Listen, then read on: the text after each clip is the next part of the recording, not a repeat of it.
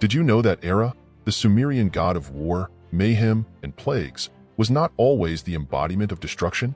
Once, he was a benevolent deity, a protector of the people, a champion of justice.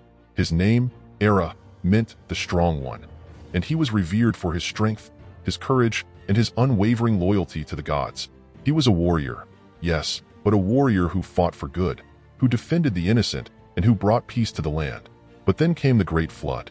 The world was consumed by water, a cataclysmic event that wiped out entire civilizations. Erra, who had been a loyal servant of the gods, was devastated. He saw the destruction, the suffering, the loss of life, and his heart filled with a rage he had never known before. He blamed the gods, the very beings he had sworn to serve, for allowing such a tragedy to occur. He felt betrayed, abandoned, and his faith in the divine order shattered. The flood receded, leaving behind a world scarred and broken. Erra, consumed by his anger, turned his back on the gods. He renounced his former role as a protector and embraced the darkness that had taken root within him. He became a force of chaos, a bringer of destruction, a harbinger of death.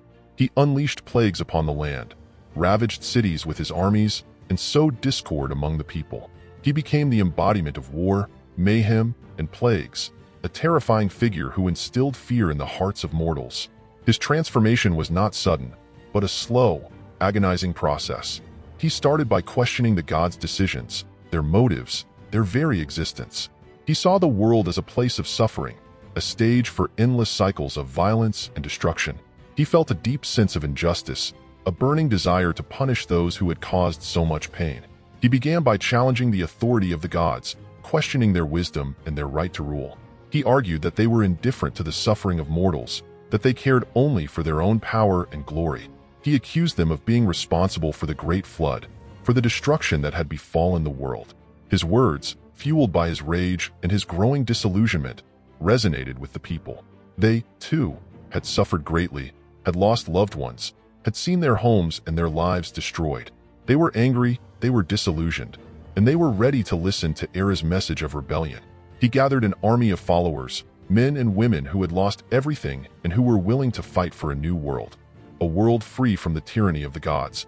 He led them into battle, against the gods themselves, against the very forces that had brought them so much pain. The war raged for years, a brutal conflict that tore the land apart. Erra, fueled by his rage and his desire for revenge, fought with a ferocity that terrified even the gods.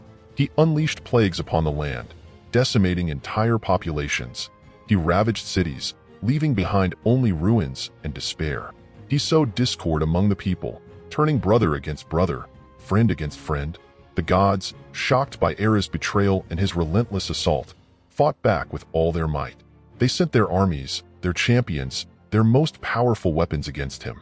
But Erra was unstoppable, his rage a force of nature, his fury a storm that swept across the land. The war reached its climax in a final, epic battle. Erra, surrounded by his followers, faced the gods themselves. The sky darkened, the earth trembled, and the air crackled with energy. The gods unleashed their full power, but Erra, fueled by his rage and his desire for revenge, fought back with a ferocity that shook the heavens. The battle raged for days, a whirlwind of destruction and chaos. The gods, weakened by Erra's relentless assault, began to falter. They realized that they had underestimated him, that they had unleashed a force they could not control. In the end, Erra emerged victorious. He had defeated the gods, had overthrown the old order, and had brought the world to its knees. He had become the ultimate force of chaos, the embodiment of destruction, the god of war, mayhem, and plagues. But his victory was a hollow one. He had achieved his goal, but at a terrible cost. The world was in ruins, the people were broken, and the gods were weakened. Erra, consumed by his rage, had destroyed everything he had once fought for. He realized that he had become the very thing he had fought against, a force of destruction, a bringer of suffering. He saw the pain he had caused, the lives he had destroyed, and his heart filled with a deep sense of regret. He retreated from the world, seeking solace in the darkness, haunted by the ghosts of his past. He became a solitary figure, a shadow of his former self, a reminder of the destructive power of rage and the terrible consequences of betrayal. His story became a cautionary tale, a warning against the dangers of unchecked anger, the destructive power of revenge, and the terrible price of betrayal. It served as a reminder that even the strongest of warriors can be consumed by darkness, that even the most loyal of servants can turn against their masters, and that even the most benevolent of gods can be corrupted by power. Erra, the god of war, mayhem, and plagues, became a symbol of the destructive potential of human nature, a reminder that even the most noble of intentions can be twisted by rage and consumed by darkness. His story is a testament to the fragility of peace, the enduring power of anger, and the terrible consequences of betrayal.